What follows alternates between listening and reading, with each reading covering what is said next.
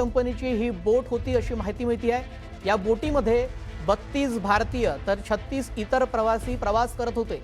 दरम्यान बोट उलटल्याचं नेमकं कारण काय हे अजून समजू शकलेलं नाही आहे। पण अपघाताची माहिती मिळताच स्थानिक प्रशासनाकडून रेस्क्यू ऑपरेशन इथे सुरू करण्यात आलेलं आहे आणि व्हिएतनामच्या फू कोक बेटाजवळ ही बोट उलटल्याची माहिती मिळते आहे आणि त्यामध्ये 15 भारतीय पर्यटकांचा मृत्यू देखील झालेला आहे। 32 भारतीय पर्यटक यामध्ये प्रवास करत होते। भारतीय पर्यटकांना घेऊन जाणारी व्हिएतनाममधली ही बोट आहे जी उलटलेली आहे। मोठी दुर्घटना इथे झालेली आहे। काही पर्यटकांना सुरक्षित बाहेर काढण्यासाठी बचाव कार्य देखील सुरू करण्यात आलेलं आहे। या संदर्भात अधिक माहिती जाणून घेऊयात आमचे प्रतिनिधी महेश तिवारी यांच्याकडून। महेश, सध्या बचाव कार्य कुठपर्यंत पोहोचलेला आहे आणि मृतांचा आकडा आणखी वाढण्याची शक्यता आहे का?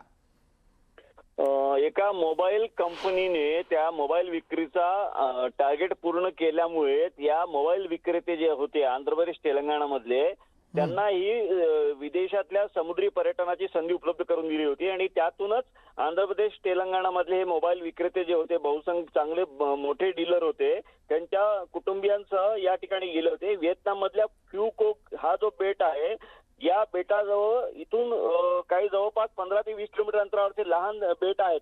त्या ठिकाणी या स्पीड बोटीमधून त्या पर्यटकांना नेहमी घेऊन जात असतात आणि या 3 बोटीमधून 32 भारतीय हे जे होते आंध्र प्रदेश तेलंगणा मधले पर्यटक आणि 4 स्थानिक कर्मचारी असे 36 जण त्या 3 बोटींमधून होते आणि इथून 100 मीटर अंतरावर गेल्यानंतर अचानक वातावरण बदललं आणि ज्या लाटांची तीव्रता होती त्या तीव्रतेमध्ये बोटीचं नियंत्रण राहू शकलं नाही आणि बोट उलटली आणि आतापर्यंत मिळालेल्या माहितीनुसार 15 जणांचा यात मृत्यू झालेला आहे। हे वेगवेगळ्या भागात आहे, याच्यामध्ये कळपा आहे, अनंतपूर आहे, आंध्र प्रदेशातले काही अजून जिल्हे तिथले आहेत आणि तेलंगणा मधले सुद्धा आहेत।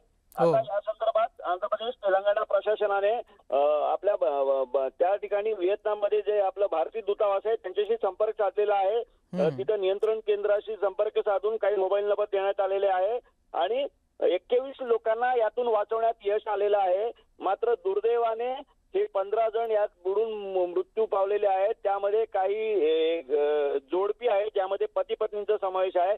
आता आपल्याला जी माहिती मिळाली त्यामध्ये कडपाचा एक मोबाईल व्यापारी आहे तो आणि त्याची पत्नी दोघेही या दोघांचा यात मृत्यू झालेला आहे।